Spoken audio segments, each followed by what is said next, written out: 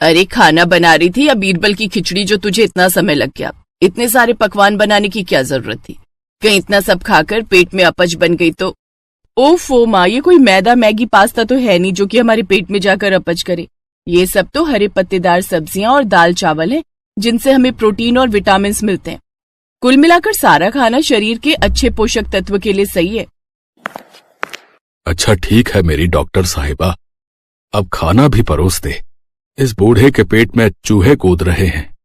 प्रेरणा table पर बैठे अपने माता पिता को खाना परोसती है।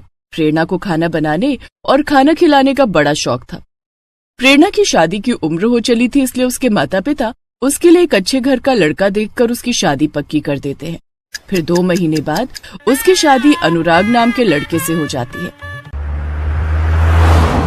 शादी के बाद वो अपने ससुराल आती है, जहाँ उसके सास ससुर, जेठ जेठानी, उनके बच्चे, ननद देवर और एक बूढ़ी दादी सास भी होती है। इतने बड़े परिवार को देख प्रेरणा हैरान थी। ऊपर से कोई मोटा तो कोई पतला था। ये कैसा गेंदे के फूल जैसा ससुराल मिला है मुझे। कोई जरूरत से ज्यादा मोटा तो कोई सूखा हुआ कांटा। ननद सूखे कांटे की तरह दुबली पतली, ससुर जी का पेट ढोल की तरह फूला हुआ, और इनके पेट पर तो कोई आराम से कप प्लेट रखकर चाय पी ले। अपने ससुराल वालों को देखकर जहाँ प्रेरणा के मन में उथल पुथल छाई हुई थी, तो वहीं वो इस बात से पूरी तरह अनजान थी कि उसके ससुराल वाले मैगी के कितने शौकीन हैं। फिर उसकी सास उसका गृह प्रवेश करवाती है और उसको उसकी ददिया सास से मिलवाती है। जुग जुग जियो और सदा सुहागन रहो, दूधो नहाओ पूतो फलो। तभी जेठानी की बेटी रिया अपनी चाची का लहंगा पकड़कर कहती है, चाची चाची मुझे ना मैगी खानी है, आप मुझे मैगी बनाकर खिलाओगे ना? अरे रिया, अभी तेरी चाची थकी हुई है, चल मैं तेरे लिए बॉर्नवीटा वाला दूध बना देती हूँ। नहीं बुआ, मुझे दूध नहीं पीना, वो अच्छा नहीं लगता। मम्मा आप चलकर मेरे लिए मैगी बना दो ना प्लीज। अच्छा कोई बात नहीं, मैं तुम्हारे लिए मैगी बना देती हूँ। वैसे भी मैगी बनाने में 2 मिनट तो लगते हैं। मैगी का नाम सुनकर बाकी सबके मुंह में भी पानी आ जाता है। तभी बूढ़ी दादी सास कहती हैं, भूख तो मुझे भी लग पड़ी है, शादी में ठीक से खा नहीं पाई, दांत जो नहीं है अपने, तू एक काम कर मेरे लिए भी मैगी बना देना। दादी जी आप भी मैगी खाएंगी? मैगी तो मैदा होती है और वो इस उम्र में खाना आपकी सेहत के लिए सही नहीं है।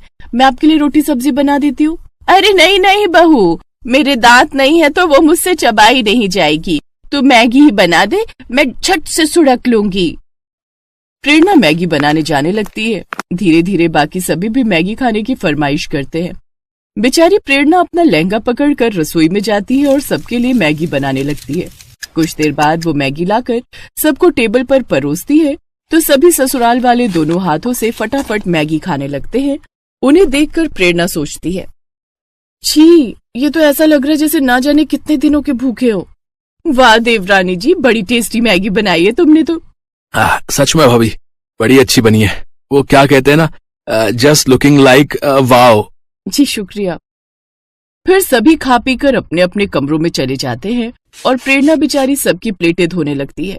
उसके बाद अपने कमरे में जाती है जहां उसका पति अनुराग उसका इंतजार कर रहा था। फिर उनकी सुहाग रात होती है।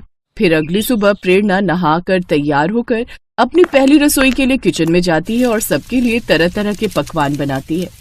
आज तो सब मेरे हाथ की बनी है मलाई चाप, शाही पनीर, दाल मखनी और मिक्स वेज खाएंगे तो खुश हो जाएंगे। सब अपनी उंगलियां चाटते रह जाएंगे। तभी उसकी सास और जेठानी मैगी के भरे हुए 2 बड़े बड़े बोरे लेकर वहां आते हैं। अरे बहू, ये तला भुना क्या बना डाला, ये सब कोई नहीं खाएगा। लेकिन माँ जी, ये सब पकवान मैंने आप सबके लिए बनाए हैं। उसे कोई नहीं खाएगा, यहाँ सब मैगी खाते हैं। लेकिन कल रात सबने वही तो खाई थी। अरे उसे खाना नहीं, चखना कहते हैं। हमारे यहाँ तो हर रोज 1000 मैगी बनती है, तभी हम सबका पेट भरता है। 1000 मैगी के नाम से तो प्रेरणा को चक्कर आने लगते हैं। हे भगवान, ये लोग इंसान है या राक्षस? खैर मुझे क्या, मेरे लिए तो आसानी है, झट से पानी उबालो, मैगी डालो, बस फिर बन गई मैगी। ऐसा करो, आज तुम प्याज के तड़के वाली मैगी, सूखी मैगी, तरी वाली मैगी, मसाले वाली मैगी और मीठी मैगी बना लो। भैंस की पूंछ, 5 तरह की मैगी खाकर ये कौन सा शक्तिमान बन जाएंगे, पपसी कहीं के। अब वो जल्दी जल्दी अलग अलग चूल्हों पर मैगी के पतीले रखती है। बाहर सभी बार बार घड़ी की तरफ देख रहे थे। कुछ देर बाद वो सबको 1000 पैकेट की बनाई हुई मैगी परोसती है। साथ ही अपने बनाए हुए पकवान भी रखती है, लेकिन उसके पकवान कोई नहीं खाता। सब मैगी पर टूट पड़ते हैं और कुछ ही देर में 5 पतीले चाट जाते हैं। फिर सब अपने कमरे में आराम करने चले जाते हैं और बेचारी प्रेरणा सारे बर्तन और रसोई की सफाई में लग जाती है।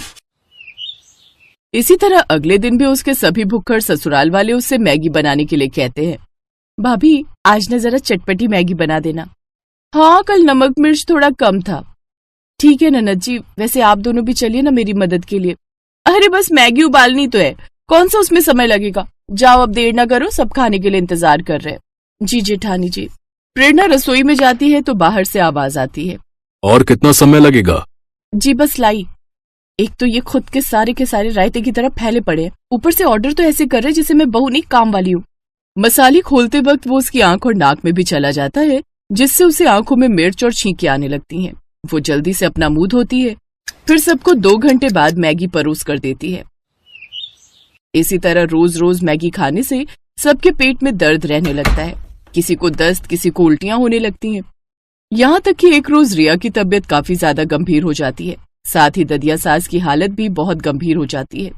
उन्हें जल्दी से अस्पताल ले जाया जाता है, जहाँ डॉक्टर उनसे कहता है, देखिए इनकी आंतों में मैदा जम चुका है। इतनी मात्रा में मैदा खाने से लिवर या किडनी आगे चलकर खराब हो सकती है। आप यकीन नहीं करेंगे डॉक्टर साहब, लेकिन मेरे ससुराल में हर दिन 1000 पैकेट मैगी बनती है। क्या आप लोगों को पता नहीं मैदा हमारे शरीर के लिए कितना ज्यादा नुकसानदायक है? आप लोग ये सब छोड़कर घर का हेल्दी खाना खाइए और घर के कामकाज भी करिए ताकि शरीर हेल्दी रहे, नहीं तो एक दिन तबीयत काफी ज्यादा खराब हो जाएगी। कुछ दिनों बाद वो दोनों ठीक हो जाते हैं और अब प्रेरणा के ससुराल वालों को अपनी गलती का एहसास होता है और वो अब मैगी छोड़कर घर का खाना खाने लगते हैं। साथ ही अब घर के बाकी सब लोग भी प्रेरणा